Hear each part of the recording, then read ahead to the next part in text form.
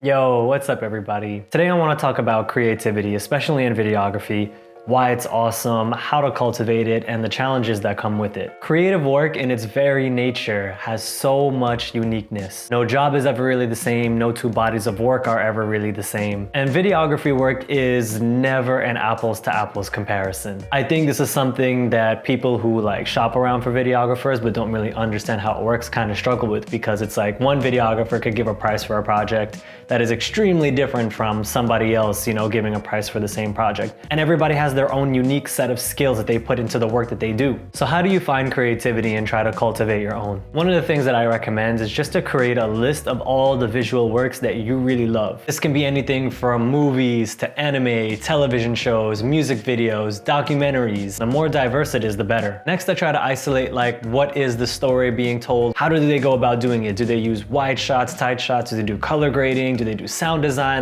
How do they make all these elements work together so seamlessly? Understanding how other visual artists create work and then applying it to your own work will help you really level up as a visual artist and try things that you haven't really tried before. But isn't that just like stealing from other people? Yes and no, depending on how you do it. You see, with any creative work, human beings learn by copying. It's a normal thing that a lot of people do, not just in videography, but many other skill sets and trades. When it becomes a problem is when you try to steal from one specific source all the time. You never add anything that's your own. You really just start creating a clone of somebody else's work. And this is something that I totally struggled with when I first began my journey in visual arts 3 years ago. I used to feel a type of way because other visual artists were shooting in a style very similar to me or trying techniques and implementing things that I had implemented. But over time, I slowly began to realize that this type of thinking and this type of mentality of looking at who's copying me and who's doing what is a really toxic mentality to have, and it really stunts your growth. Moreover, I just kind of remembered the hypocrisy of getting upset about something like that, because when I first started,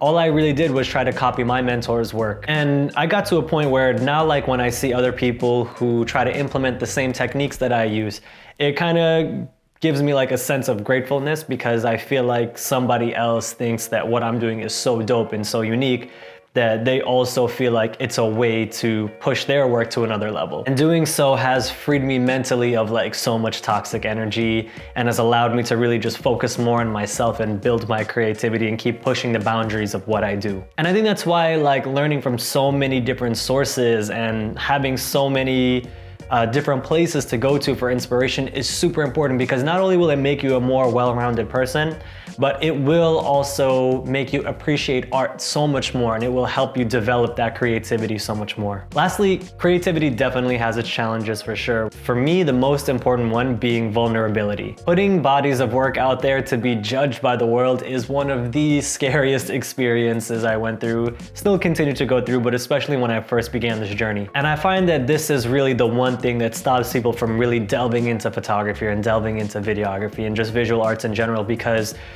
we're so scared to just take that initial leap. And it's so easy to get caught up in the metrics of social media, especially when you put 20+ hours just into one video, only to have it either receive very little viewership, very little engagement, or negative criticism. How I've learned to overcome this issue is to focus strictly on the process of just creating, just having fun with it, and just letting the metrics just kind of come second. Creating for myself and not specifically to please the masses was one of the best mindsets I've ever adopted. One of the most fundamental questions to ask yourself with any project is saying, hey, is this the best that I could have done given the resources that I had? When I first started this journey 3 years ago, I look back at the work that I put out there and I wasn't super proud of it, but it was the best that I could have done given the knowledge and the skill set that I had at the time. There are going to be hiccups, in every project, and it's really just getting it to the best that you could possibly be and just taking everything from that and moving forward to the next project to make that, the best piece of work you could possibly make it. So that's my take on creativity, especially when it comes to videography and visual arts. If any of you have any quotes or tips and tricks and just things that you do to stay creative, totally let me know in the comments. Be sure to hit the like and subscribe button. It will totally help this channel grow. I am so excited to get to know all of you and build a community. Much love, everybody. Big up and bless.